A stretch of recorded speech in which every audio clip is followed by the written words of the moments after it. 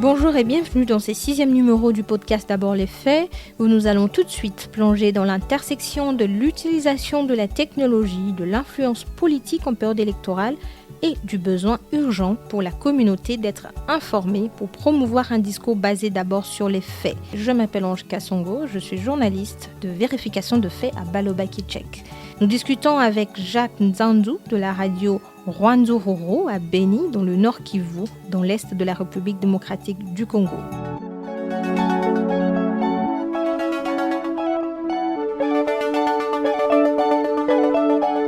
Bonjour Jacques. Bonjour. Comment vous allez? Je vais très bien. Et vous là-bas? Oui, super bien. Donc je rappelle qu'on est là dans l'Est de la République démocratique du Congo, principalement dans le Nord Kivu, en ville de Beni. Jacques, comment s'est passé de manière générale, d'abord, un petit aperçu des différentes stratégies que vous avez eu à mettre au sein de la rédaction pour couvrir la campagne électorale de 2023? D'une manière générale, la campagne s'était quand même déroulée un peu bien sur l'ensemble de la ville de Beni, où la radio-télévision Rwenzururu Beni a été impliquée et sollicitée par de différents candidats, que ce soit aux présidentielles, aux législatives. Et donc, d'une manière générale, la RTR a quand même été impliqué et accordé la parole à tous les candidats qui venaient justement solliciter la parole pour leur propagande.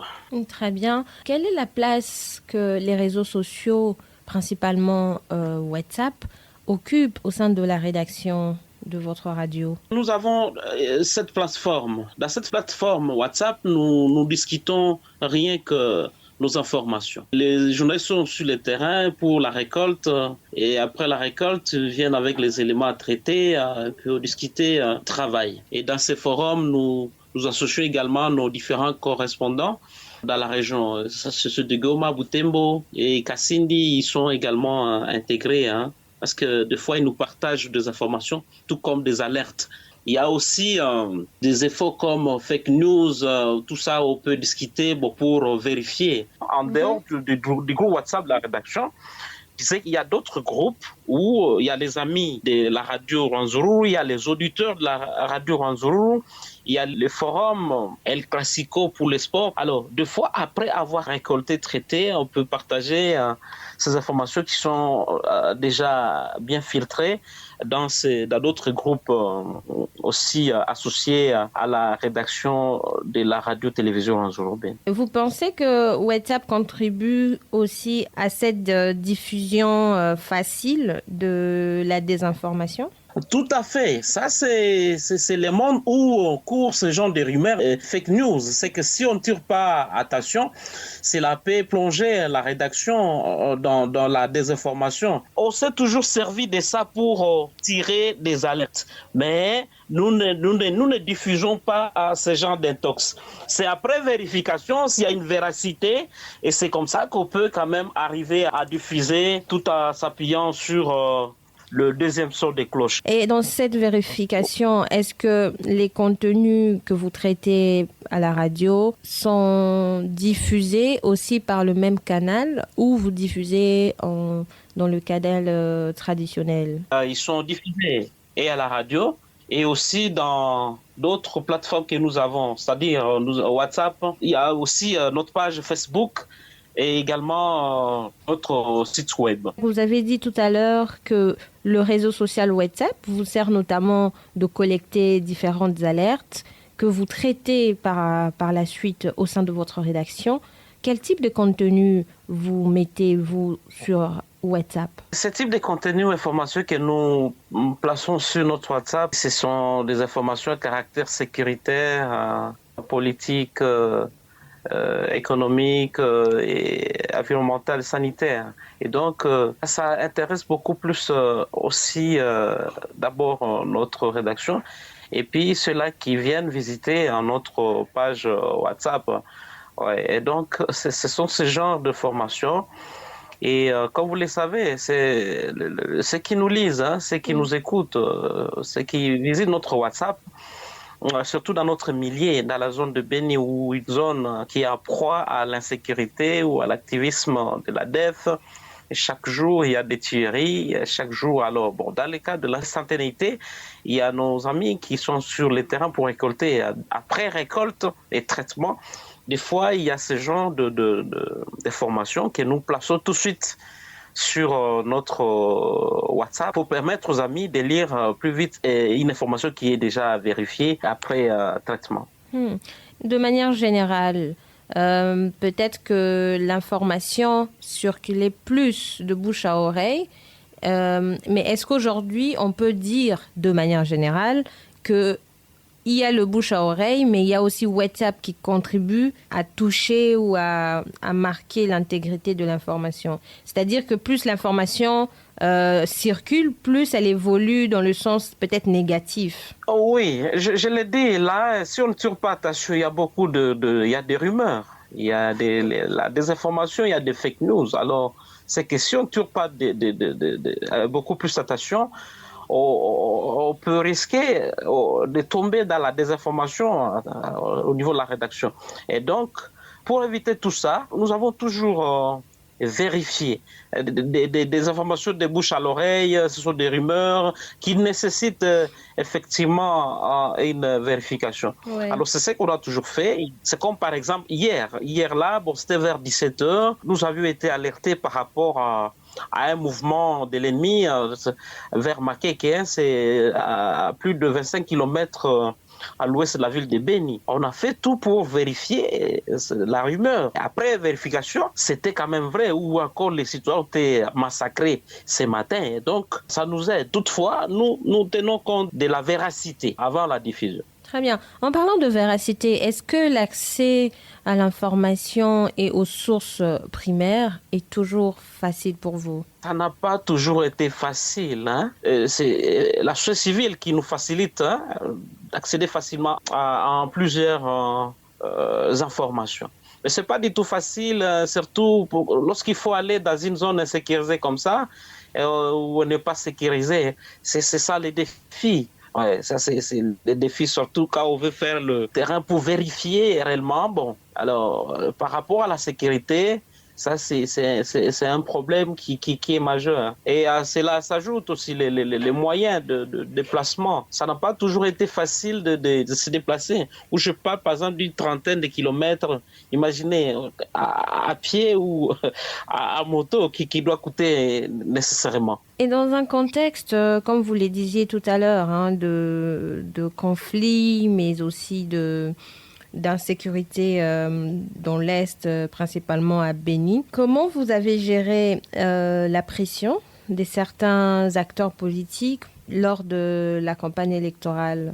Tout au début, bon, vous savez, ces politiciens viennent et ont toujours utiliser une ruse liée à quoi? Au populisme. Chaque candidat à cette époque voulait se faire voir et voulait aussi peut-être faire voir aux gens, surtout aux électeurs, que c'était lui peut-être qui était le meilleur que l'autre. Donc un candidat X qui va peut-être utiliser, n'est-ce pas, de l'intox pour détruire ce challenge. Y. Et donc, nous, à Attaque Radio, vous pouvez quand même s'efforcer de rester neutre à ce niveau-là.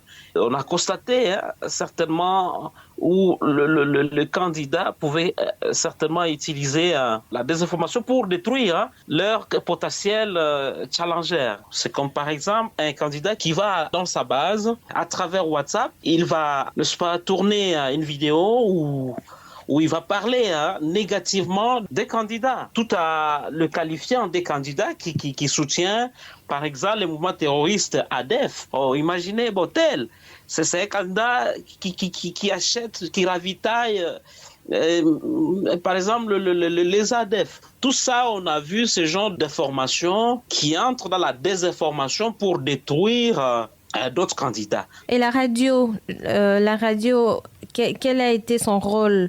Comment elle a traité ce type d'informations, puisque vous parlez de ce que les acteurs ont fait? Mais la radio a joué quel rôle à ce moment-là? Ce genre d'information, la radio n'a pas diffusé. OK, elle n'a pas diffusé. Et au contraire, la radio est allée à la rencontre de ces candidats-là qui commençaient à détruire pour vérifier réellement si ces propos sont alors vrais et vérifiés. La radio est partie auprès de ces candidats-là. Quel candidat? C'est lui qu'on a accusé ou c'est lui qui portait les messages contre l'autre? C'est lui qui portait surtout les messages contre. Hein? C'est lui qui portait le message contre. Alors, comme on est dans la neutralité, là, il fallait plus utiliser le deux sons de cloche. Le deux à la fois ont été contactés par notre rédaction à travers WhatsApp. Est-ce que vous avez des exemples concrets de politiques, des candidats qui avaient contacté votre radio pour solliciter la diffusion de leur communication à caractère tribal, par exemple? Il y avait certains candidats qui venaient dans l'objectif de pouvoir charger négativement les autres. OK? Ils venaient. Et nous, en tant que radio, on ne pouvait pas véhiculer ce genre de messages de haine ou d'intox contre X ou Y candidats.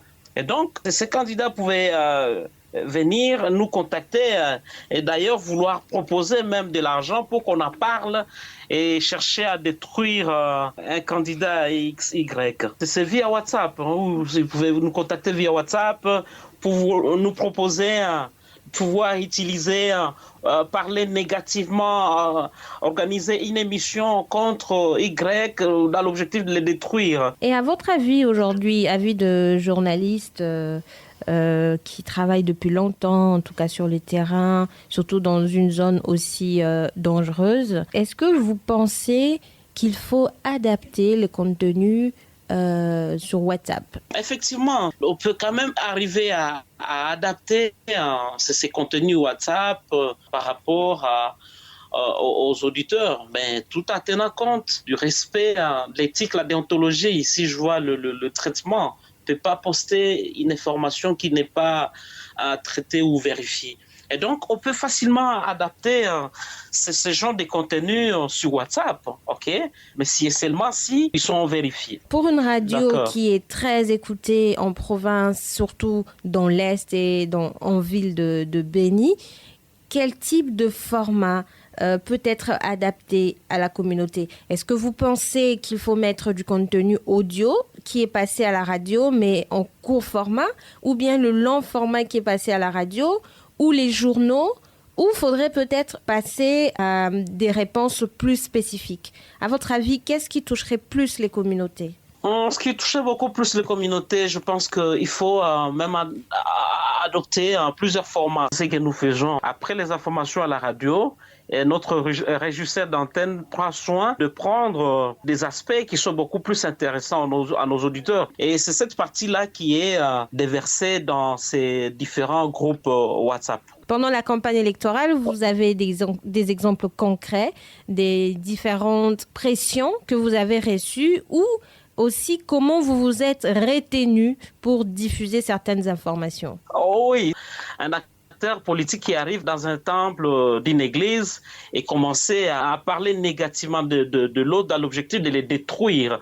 Alors nous, en tant qu'acteurs de médias, on n'a pas diffusé ou aller prendre les informations, ramasser les informations sur des rumeurs pour la diffusion. Est-ce que c'est facile pour vos sources d'informations de diffuser des informations ou de partager avec vous des informations sur WhatsApp?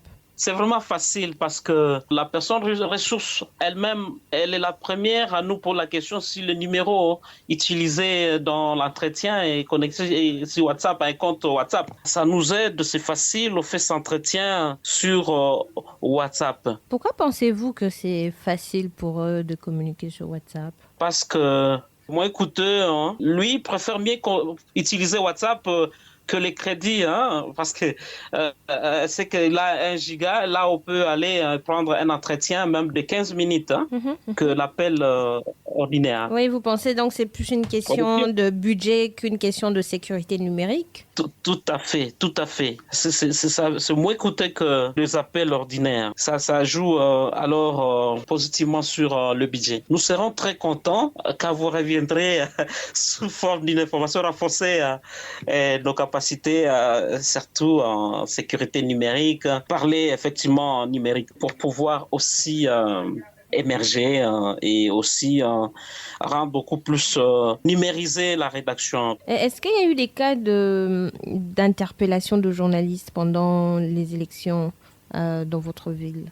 On a quand même enregistré un cas, on a assisté à ce genre de cas juridiques où le candidat a traduit en justice un journaliste. Pourquoi? Parce que lui, il a considéré le fait qu'il a diffusé la radio comme une désinformation. Pourquoi? Parce que le journaliste n'a pas diffusé réellement comme le candidat la voulait. Pour le candidat, le journaliste n'a pas fait la communication, la vraie communication. C'est-à-dire, lui, il a fait du fait une information. À un moment, vous voulez assez qu'on fasse leur apologie, qu'on leur rende des éloges, tout ça. Bon, alors les journalistes vont prendre les faits comme une information au lieu de la communication. Merci beaucoup, Jacques Nzanzu, en direct de la ville de Beni, au Nord Kivu, dans l'Est de la République démocratique du Congo. Merci d'avoir échangé avec nous sur la manière dont le réseau social WhatsApp a contribué à votre style ou stratégie de communication et de traitement d'informations pendant la campagne électorale de 2023. Merci et au revoir. Merci. Ce podcast est produit par Baloba Kitchek avec l'appui technique d'Internews dans le cadre du projet renforcement du radio rural en République démocratique du Congo financé par la coopération suédoise.